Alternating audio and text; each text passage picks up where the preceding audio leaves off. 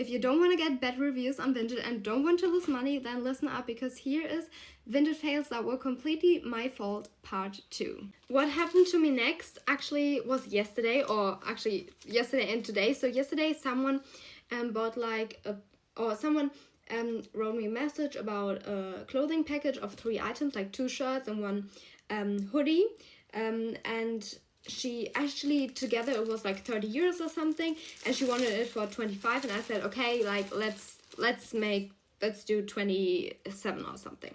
And she said, okay, no, then I'll only take 2 of the items for 20 euros because otherwise it's not worth it for me. And then I said, okay, fine, we'll do the 25 euros for 3 items.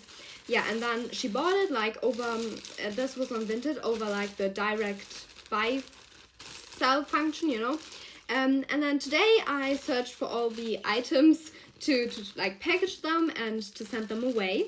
And then I noticed, well, actually this is one of the shirts, or this is the shirt, and that is part of the, or was part of the 3 item clothing package.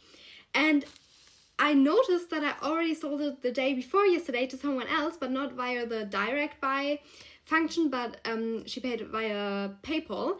And for some reason, I did not reserve the shirt, so I didn't know that I already sold it like a few hours ago. So now I've sold it twice, and I only have one of it, you know. So I was very like, oh my god, no, please, why is this happening to me? So I wrote the second buyer that bought the 3 items, and I explained the situation to her, and I said I'm very oh my god, guys, I said I'm very sorry. And she was so nice. She was like, okay, it's fine. And I said I can like pay her the 5 euros back, so that is like what she initially also wanted, and like 2 items for 20 euros. So I did that via PayPal, and I'm like, this is so embarrassing. I was so embarrassed. Like, this was even worse than the first case. So guys, this is your sign.